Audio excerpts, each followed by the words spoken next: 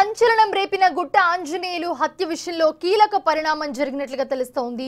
ఈ హత్య కేసులో కీలక నిందితుడిగా అనుమానిస్తున్న కువైట్ ప్రసాద్ ఇండియాకు చేరుకున్నట్లుగా సమాచారం అందుతోంది. ఆయన భార్యతో సహా ఇండియాకు వచ్చినట్లుగా తెలుస్తోంది. దీంతో ఈ హత్య కేసులో దర్యాప్తు వేగవంతం చేశారు పోలీసులు.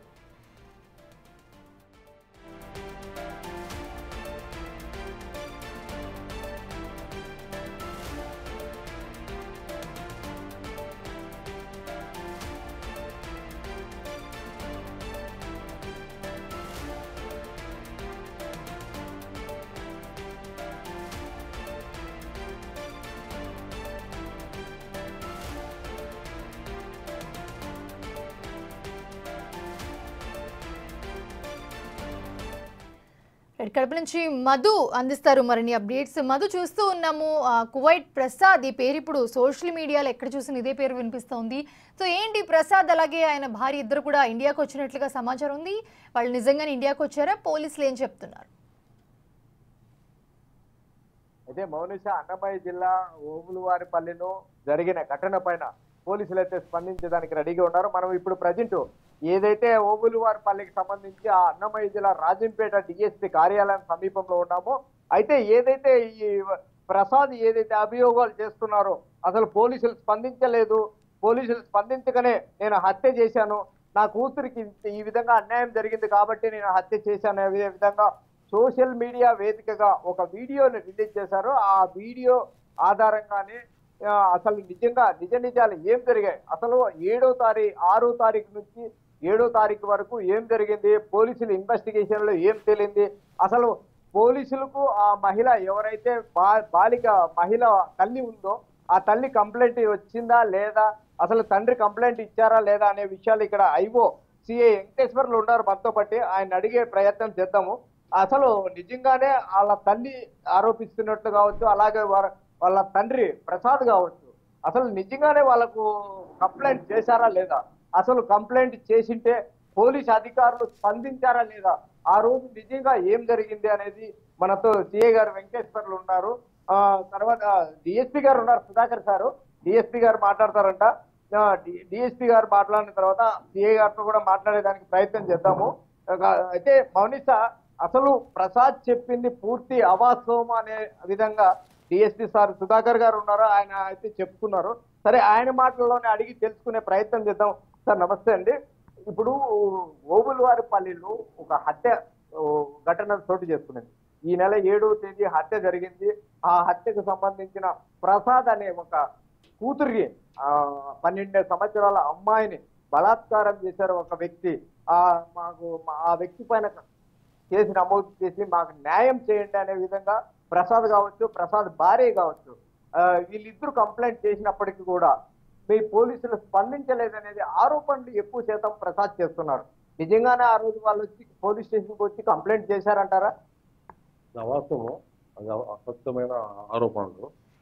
అసలు ఈ చంద్రకళ ఆంజనేయ ప్రసాద్ అనే వాళ్ళిద్దరు కూడా కోవిడ్లో ఉన్నారు. చంద్రకళ మరియు ఆంజన్ ప్రసాద్ అనే ఇద్దరు కూడా భార్య భర్తలు వాళ్ళు కోవిడ్లో ఉన్నారు గత 5 సంవత్సరాలుగా. వాళ్ళ కుమార్తె మన ఈ ఆంజనేయ ప్రసాద్ వాళ్ళ మరదలు లక్ష్మీదేవి అని ఓబులవారిపల్లిలో అర్జునవాడలో ఉంటారు. వాళ్ళ దగ్గర కొంతకాలం పాటు పెట్టారు, ఎందుకంటే తల్లిదండ్రులు ఇద్దరు కూడా కోవిడ్లో ఉన్నారు కాబట్టి పనిచేసుకుంటారు. ఈ నేపథ్యంలో ఏమైంది, 21/11 గత నెల ఉదయం 9:30 ఆ ప్రాంతంలో ఓబులవారిపల్లి పోలీస్ స్టేషన్కి వచ్చి ఈమె ఆంజనేయ ప్రసాద్ వాళ్ళ భార్య చంద్రకళ వచ్చి, మా సిస్టర్కి నాకు మధ్య కొంత మనస్పర్ధాలు ఉన్నాయి, నా కుమార్తెను ఇంటికాడ పెట్టున్నాము మేము, అయితే మేము మా కుమార్తె తీసుకెళ్ళిపోతాం కొన్ని కారణాల వల్ల, లేదంటే తిరుపతిలో ఉన్న హాస్టల్లో పెడతాము, ఈ హాస్టల్లో పెట్టినప్పుడు వీళ్ళెవరు కూడా వచ్చి అటు చూడకూడదు, అలాగే చెప్పండి సార్ అని ఎస్ఐ గారితో చెప్పినాను. ఏమో విషయం అంటే నేను చెప్పలేదు, బాబుకి ఇట్లా లైంగిక వేధింపులు జరిగినాయని కానీ ఏమైనా కానీ. లైంగిక వేధింపులు ఇప్పుడు ఆయన చెప్పే ప్రకారం అయితే వాళ్ళ యొక్క మన ఆంజనేయ ప్రసాద్ వాళ్ళ వరదలో మామ ముసలాయన 59 ఏళ్ళు ఉంటుంది, ఆంజనేయ పేరు కూడా, ఆయన లైంగిక వేధింపులు చేసినాడు అని ఆరోపణ చేస్తున్నారు. ఆ విషయాన్ని మా ఓబులవారిపల్లి ఎస్ఐ గారికి చెప్పుకుంటే మాకు స్పష్టమైన ఆదేశాలు ఉన్నాయి. మా ఉన్నతాధికారుల దగ్గర అయితేనేమి, ప్రభుత్వం అయితేనేమి, మహిళలకు కానీ లేదంటే బాలికలు కానీ ఎవరైనా చిన్నపిల్లలకు కానీ ఏదైనా లైంగిక వేధింపులు జరిగితే ఇమీడియట్ యాక్షన్ తీసుకోమని మాకు స్పష్టమైన ఆదేశాలు ఉన్నాయి. మేము అదేవిధంగా చేస్తున్నాం. అయితే మాకు ఇలాంటి లైంగిక వేధింపులు ఆయన పైన ఉందని చెప్పకుండా కుటుంబ కలహాలు ఉన్నాయి మాకు చెప్పి భయపెట్టొచ్చాను సార్ అని చెప్తే, సరే మా నీ కూతురుని తీసుకుపోయడానికి ఏం ఇబ్బంది లేదు కదా అని చెప్పి పిలిపించడం జరిగింది. ఒక హాఫ్ అన్ అవర్లోనే మంగళపేట నుంచి పిలిపించి వాళ్ళని కూడా వాళ్ళ షాప్లో తీసుకెళ్తారంట, మీకేం ఇబ్బంది లేదు కదా అని చెప్పి వాళ్ళకి అడ్జస్ట్ చేసి పంపడం జరిగింది. అయితే ఈ ఆంజనేయ ప్రసాద్ ఆ తర్వాత ఏం జరిగింది, 7/12/2024 తేదీన అంటే ఈ నెల మనకు 7వ తేదీన మాకు 9:30కి రిపోర్ట్ వచ్చింది. ఇట్లా ఈ ఆంజనేయులు ఇంటి ముందర పడుకున్నప్పుడు ఎవరో దుండగులు ఇక అమ్ము అనే వ్యక్తులు వచ్చి అతన్ని రాడ్డులతో తలపైన పాల్గొని చంపినారు. దానిపైన మా ఇన్స్పెక్టర్ గారు మరియు ఎస్ఐ గారు బాగా దర్యాప్తు చేసినప్పుడు ఈ గతంలో అంటే జస్ట్ ఒక 1 వీక్ 2 వీక్స్ ముందు జరిగిన ఈ సందర్భంలోనే ఇదంతా జరుగుతుందనే ఉద్దేశంతో ఈ ఆంజనేయ ప్రసాద్ పైన చంద్రగాల పైన అనుమానంతో కొన్ని సాంకేతిక కొన్ని విశ్లేషణ ఆధారంగా వీళ్ళు ఇక్కడికి వచ్చిపోయినట్టుగా అంటే ఆంజనేయ ప్రసాద్ వచ్చినట్టుగా కనుక్కొని వాళ్ళ బంధువుల ద్వారా ఇండియాకి రమ్మని చెప్పి తెలియజేయడం అంటే అరెస్ట్ చేయాలని ఉద్దేశంతో అప్పుడు అతను కనుక్కొని అతను ఆంజనేయ ప్రసాద్ ఏమంటే మామూలుగా యూట్యూబర్లో రకరకాల పోస్టులు పెడుతుంటాడు వంటల పైన. అతను యూట్యూబర్లో చాలా రకాల పోస్టులు పెడుతుంటాడు. ఆ ఉద్దేశంతో అత్యుత్సాహం చూపించి ఇలా చంపడం వల్ల బాగా సెన్సేషన్ అవ్వచ్చని చంపినాడు తప్పితే ఇక్కడ మా పోలీసు వల్ల కానీ వాళ్ళ నిర్లక్ష్యం వల్ల ఆయన ఇక్కడ చంపింది కాదు. ఒకవేళ ఆ ఉద్దేశంతో అక్కడ వచ్చినప్పుడు కోయిట్ నుంచి దాదాపు ఇండియాకి వచ్చాడు. పక్కనే ఇక్కడ కోడూరులో కానీ రాజంపేటలో కానీ, కోడూరులో సిఏ గారు ఉన్నారు, రాజంపేటలో నేను ఉన్నాను. ఇక్కడ ప్రజలందరూ కూడా ఏదన్నా ఎస్ఐ కానీ సరిగ్గా స్పందించకపోతే సిఏ గారి దగ్గర కానీ లేదంటే డీసీ వస్తారు. ఇప్పుడు అలాంటి వాళ్ళ అమ్మాయికి లైంగిక వేధింపులు జరుగుంటే వెంటనే సిఏ గారి దగ్గర చెప్పొచ్చు. ఆయన ఏం చేసింది, 21 తేదీ పోలీస్ స్టేషన్కి వచ్చిన తర్వాత 22వ తేదీ వెళ్ళిపోయింది కోయిట్కి. వెళ్ళిపోయిన తర్వాత భర్త చెప్పింది, భర్తకు ఎలా చెప్పి ఆయన చెప్పుండొచ్చు బహుశా ఈ లాంగ్వేజ్ వేధింపు. అతను వచ్చి ఇండియాలో రాజంపేటలోనూ నన్నన్నా సంప్రదించవచ్చు ఒకవేళ ఎస్ఐ కానీ నిర్లక్ష్యంగా ఉంటే.